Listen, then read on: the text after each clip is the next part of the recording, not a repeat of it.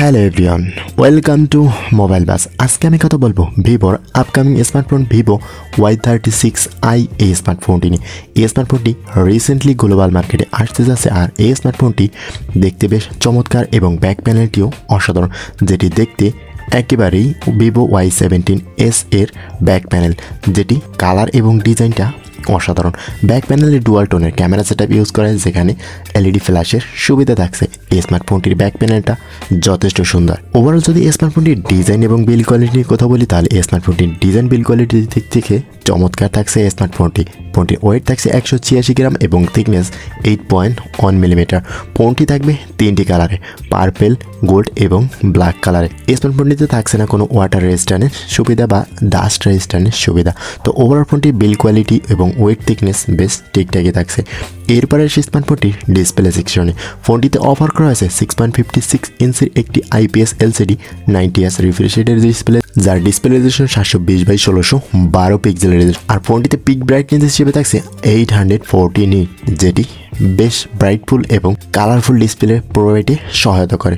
এই স্মার্টফোনটিতে থাকছে 269 PPI density এবং 20:9 অ্যাসপেক্ট রেশিও। ওভারঅল ফোনটির ডিসপ্লে সেকশনটা মোটামুটি ঠিকঠাকই থাকছে। তবে এই স্মার্টফোনটি বাজেট অনুযায়ী এই স্মার্টফোনটির ডিসপ্লেটা আরও বেটার করা উচিত ছিল। এরপরে স্মার্টফোনটির ক্যামেরা সেকশনে ফোনটিতে অফার করা হয়েছে 30 মেগাপিক্সেলের মেইন ক্যামেরা এবং সাথে একটি এআই লেন্স ইউজ করা হয়েছে। ফোনটির ফ্রন্ট পেজিংয়ে থাকছে 5 মেগাপিক্সেলের একটি সেলফি শুটার। দুইটি ক্যামেরা দিয়ে 1080p 30fps ভিডিও রেকর্ড করার সুযোগ থাকছে। তবে এই স্মার্টফোনটি ক্যামেরা সেকশনটায় বেস্ট কস্ট কাটিংয়ের দেখা যাচ্ছে। এখানে ক্যামেরা কোয়ালিটি এবং বাজেট অনুযায়ী এই স্মার্টফোনটির ক্যামেরার দিক থেকে বেশ খানিকটা ঘাটতি থাকছে। ক্যামেরার মেগাপিক্সেল এবং ক্যামেরার রেজোলিউশন দিক থেকে পুরোটাই ঘাটতি মনে হয়েছে এই স্মার্টফোনটির বেলায়।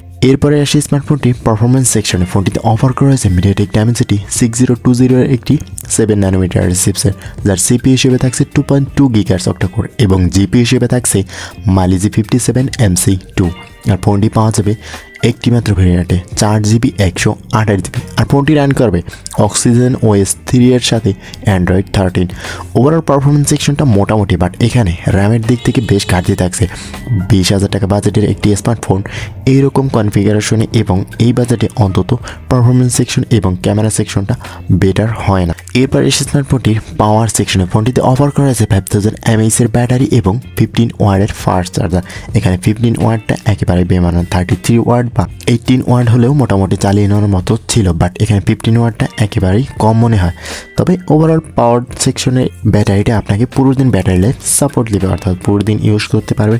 এছাড়াও স্মার্টফোনটি কানেক্টিভিটি সিস্টেমে থাকছে 3.5 millimetre headphone Jack, loud speaker, side mounted fingerprint, Bluetooth 5.1, GPS, USB Type-C port, dual band wifi. এবং এই স্মার্টফোনটি যদি 20,000 টাকা লস হয়, সেক্ষেত্রে আপনার কাছে কোন কোন দিক থেকে ঘাটতি মনে হয়? আমার কাছে ক্যামেরা এবং এই স্মার্টফোনটির পারফরমেন্স সেকশনটা বেশ কিছুটা ঘাটতি মনে হয়েছে। আপনার কাছে কোন কোন দিকটা ঘাটতি মনে হচ্ছে অবশ্যই কমেন্ট করে জানাবেন। আজকের ভিডিওটি এই পর্যন্তই, কথা হবে নেক্সট কোনো ভিডিওতে। ততক্ষণ পর্যন্ত ভালো থাকবেন, সুস্থ থাকবেন। আল্লাহ হাফেজ।